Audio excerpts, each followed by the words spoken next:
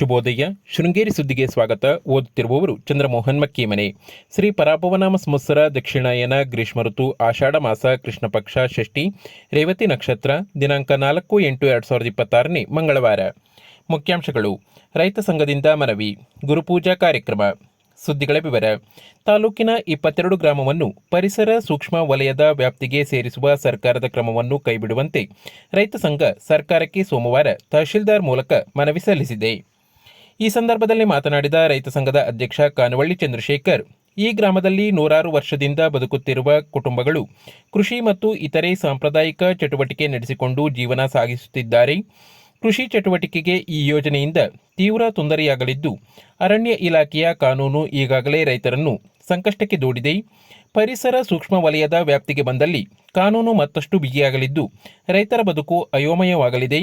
ಸ್ಥಳೀಯವಾಗಿ ರೈತರ ಸಾರ್ವಜನಿಕರ ಅಭಿಪ್ರಾಯ ಪಡೆಯದೆ ಏಕಪಕ್ಷೀಯವಾಗಿ ಸರ್ಕಾರದ ಹೇರಿಕೆಯನ್ನು ಹಿಂಪಡೆಯಬೇಕು.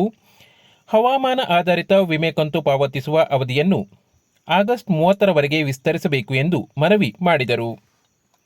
ತಹಶೀಲ್ದಾರ್ ಅನೂಪ್ ಸಂಜೋಗ್ ಅವರಿಗೆ ಮನವಿ ಪತ್ರ ಸಲ್ಲಿಸಲಾಯಿತು. ರೈತ ಸಂಘದ ಪದಾಧಿಕಾರಿಗಳಾದ ಬಿಎಸ್ ಶ್ರೀಧರ್ರಾವ್, ಪೂರ್ಣೇಶ್, ಗುಂಡಪ್ಪ, ಚೆನ್ನಕೇಶವ್, ಜಗದೀಶ್, ಸುಬ್ರಹ್ಮಣ್ಯ, ಧರ್ಮಪ್ಪ ಮುಂತಾದವರು ಉಪಸ್ಥಿತರಿದ್ದರು. ವ್ಯಸನದಿಂದ ದೂರವಿರಲು ವಿದ್ಯಾರ್ಥಿ ಜೀವನದಿಂದ ಉತ್ತಮ ಹವ್ಯಾಸ ರೂಢಿಸಿಕೊಳ್ಳಬೇಕು ಎಂದು ಸರ್ಕಾರಿ ವೈದ್ಯಾಧಿಕಾರಿ ಡಾಕ್ಟರ್ ಗಿರೀಶ್ ಹೇಳಿದರು.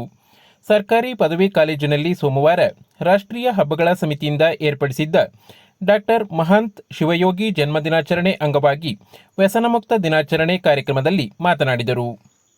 ಆರೋಗ್ಯ ಕಾಪಾಡಿಕೊಳ್ಳುವುದು ಮುಖ್ಯವಾಗಿದ್ದು, ಮಾದಕ ವಸ್ತುಗಳು ಜೀವನವನ್ನೇ ಹಾಳುಗೆಡುತ್ತದೆ ಎಂದರು. ಪ್ರಾಂಶುಪಾಲ ಅರುಣ್ ಕುಮಾರ್ ಕಾರ್ಯಕ್ರಮ ಉದ್ಘಾಟಿಸಿದರು. ತಹಶೀಲ್ದಾರ್ ಅನೂಪ್ ಸಂಜೋಗ್ ಅಧ್ಯಕ್ಷತೆ ವಹಿಸಿದ್ದರು. ಕಾರ್ಯಕ್ರಮದಲ್ಲಿ ಕಸಪ ಅಧ್ಯಕ್ಷ ಗಣೇಶ್ ಹೆಗಡೆ, ಸುನೀತಾ ಗೌಡ, ಶಾರದಮ್ಮ, ಡಾಕ್ಟರ್ ಭುವನೇಶ್ವರಿ ಬಲ್ಲಾಳ್, ಪ್ರವೀಣ್, ಬೇಬಿ, ಆದಿತ್ಯರಾವ್, ಪ್ರಕಾಶ್, ಶೃಂಗೇಶ್ವರ್ ಮುಂತಾದವರು ಉಪಸ್ಥಿತರಿದ್ದರು. ರಾಷ್ಟ್ರೀಯ ಸ್ವಯಂ ಸೇವಕ ಸಂಘವು ಒಂದು ವಿಶಿಷ್ಟ ಸಂಘಟನೆಯಾಗಿದ್ದು, ಸಂಘದ ಶಾಖೆಯಲ್ಲಿ ಪಾಲ್ಗೊಂಡು ಭಗವಧ್ವಜಕ್ಕೆ ಪ್ರಣಾಮ ಮಾಡಿದವರೆಲ್ಲರೂ ಸಂಘದ ಸ್ವಯಂ ಸೇವಕರಾಗಿದ್ದಾರೆ ಎಂದು ಹರಿಹರಪುರ ಪ್ರಬೋಧಿನಿ ಗುರುಕುಲದ ಪ್ರಾಂಶುಪಾಲ ಕಾರ್ತಿಕ್ ವಾಗ್ಲೆ ಹೇಳಿದರು.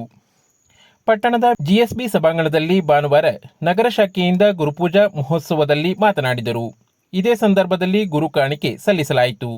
ಕಾರ್ಯಕ್ರಮದಲ್ಲಿ ಉದ್ಯಮಿ ಇಂಜಿತ್ ಕುಮಾರ್, ವಿಶ್ವನಾಥ್ ಇತರರು ಉಪಸ್ಥಿತರಿದ್ದರು.